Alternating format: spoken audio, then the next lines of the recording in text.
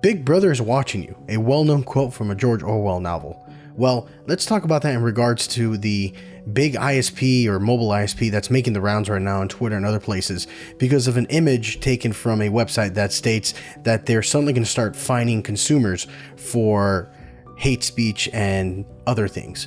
While it's not completely true yet, what we're seeing make the rounds is not the full story. Let's dive into it. Today, we're facing an unprecedented array of data breaches, hacking attempts, and surges in digital crime. Why is there such a widespread amount, and how little is noticed in our everyday lives? Malware, dark sites, brute forcing, zero-day script kiddies, and nation-state hackers are all on the rise. Learn more about the threats we face and gain a bit more knowledge than yesterday. Hey everyone, another episode of Exploit Brokers is coming to you now. So there was a tweet making the rounds, and the tweet shared an image. Specifically, the image was going around. Now, the tweet was by someone who appeared to be ex-Project Veritas, who, if you know Project Veritas, was a pretty well-known organization that would be doing investigative journalism, right?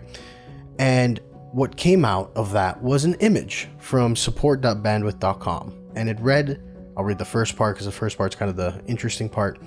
Beginning January 1st, 2024, T-Mobile is instituting 3 new fees for non-compliant traffic that result in a Severity 0 violation. A Sev 0, Severity 0, represents the most harmful violation to consumers and is the highest level of escalation with which a carrier will engage with bandwidth. This applies across all products, SMS or MMS, short code, toll-free, and 10DLC, which is 10-digit long code, I believe, that traverses T-Mobile's network. Tier 3, which is, so there's Tier 1, Tier 2, and Tier 3, is what was being highlighted as $500 for all other violations, including but not limited to, Shaft, which is, if you scroll up, the tweet says it, and there's other places you can find it, but sex, hate, alcohol, firearms, and tobacco, Shaft. And it is a $500 fine for that. Now, the interesting part is if you go to the tweet now, there is some community context, I believe it's called, on it that says this is only for T-Mobile enterprise customers on SMS and phone services, not internet bandwidth.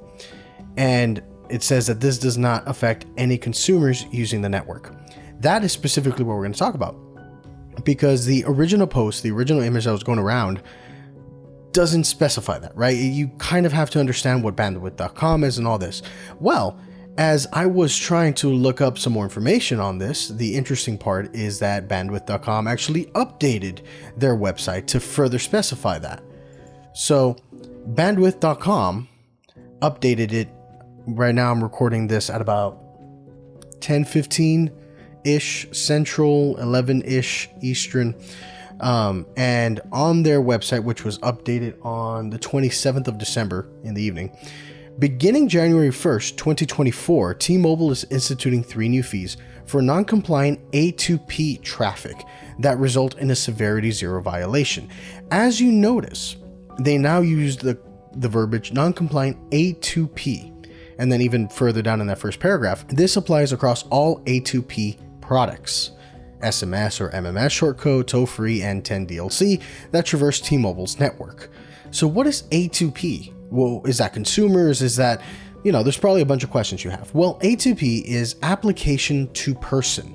This is the best way to think about this is if you've ever gotten messages from companies, right? There is certain, I believe there's a couple like protein companies that will be able to give you status updates over text.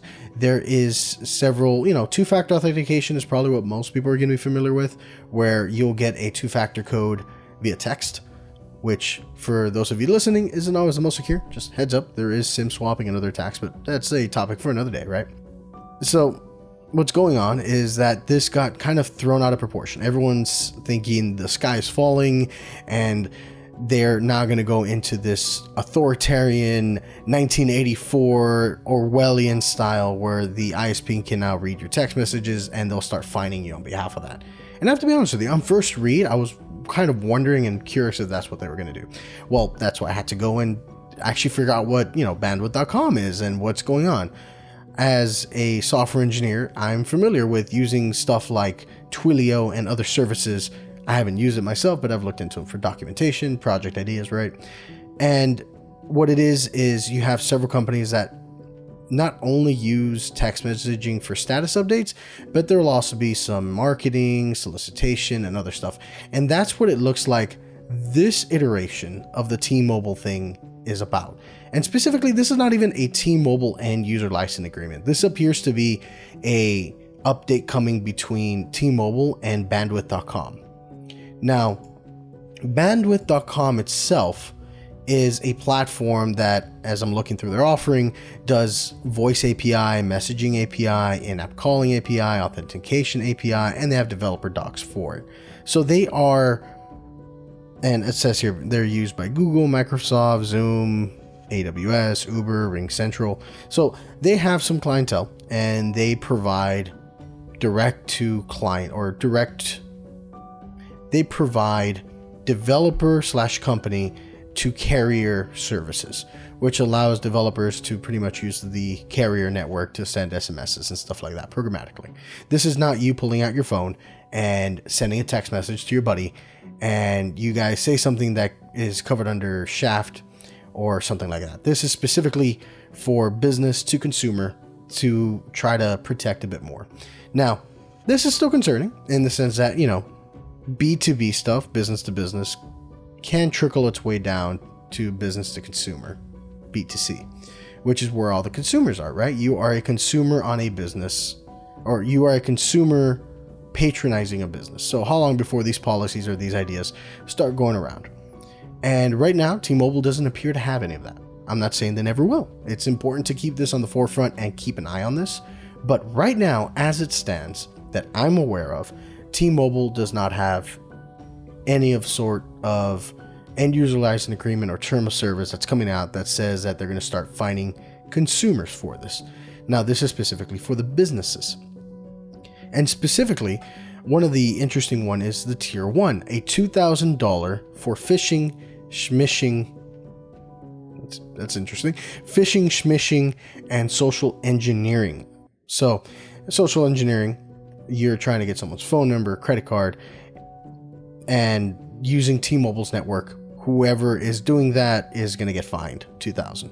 Illegal content, so you're trying to sell cannabis, marijuana, illegal prescriptions, think prescriptions that you need a doctor's prescription for, and you're saying that you can get it under the table. They're going to crack down on that. That's a tier 2 for $1,000. And then finally, the tier 3 is the $500, which is the Shaft. And specifically, when I was trying to look around, now this is not legal advice. I am not an attorney. This is purely what I found, and I found it interesting, so I'm sharing it with you. But, full disclosure, not an attorney. Don't listen to me for that. I found this website that was discussing on Shaft, specifically the S thing, which is adult content, alcohol, firearms, and tobacco. Shaft. What it says is essentially they're just trying to protect against that. And a lot of this seems to be when it's not prompted.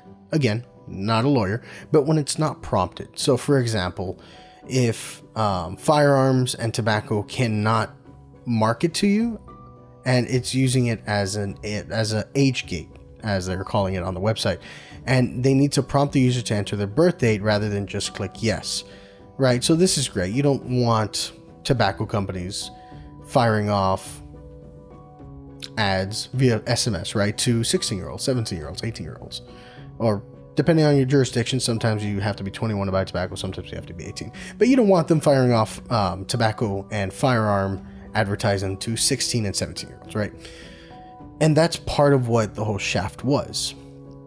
But as with anything, something good can easily get turned against people. And that's the thing to really be concerned here, because right now they're saying businesses can do that. But carriers and ISPs in general, and no, there is no marketing segue here for a VPN.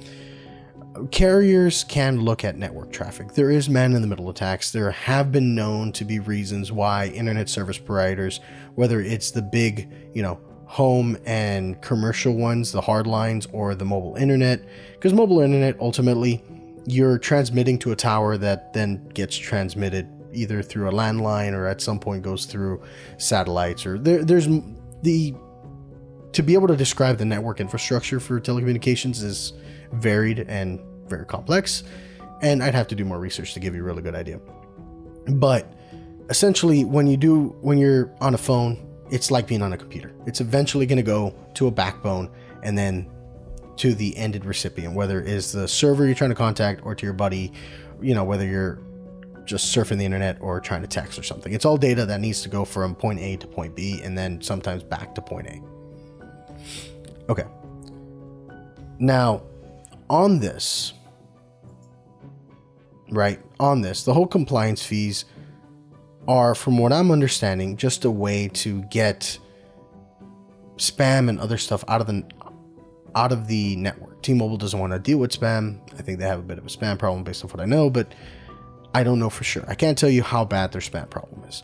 But it seems like this is essentially just another step to try to get companies to comply with not being spammy, right? Because if you're doing phishing and schmishing and social engineering, you are probably not a legitimate company. If you're trying to steal data from information, or if you're trying to steal data from people, like genuinely, right? You have companies that will sometimes pretend to phish to test their employees for cybersecurity awareness. But if you are legitimately phishing, schmishing, or social engineering, that you're stealing data, right? You're trying to steal people's money, etc. That's a big no-no. And if you're trying to solicit illegal content like narcotics or illegal prescriptions, well, that's also illegal, right? So I can understand why they're going after this. It's just the last one which had people concerned if it goes consumers, right? And they're still concerned that this could trickle down. But ultimately, no, this is not the big ISP boogeyman that is coming after you yet, right? Always stay alert. Never say never. But this is not the big ISPs or the mobile ISPs coming for your text messaging to fine you $500 for something that you sent to your buddy that can be misconstrued. So, guys, this has been Laudo with Exploit Brokers. I thank you for tuning in. Please be sure to subscribe wherever you listen to your podcast, or if you're on YouTube, please be sure to hit that subscribe and like button, and I will see you in the next one, or you'll hear me in the next one. Later.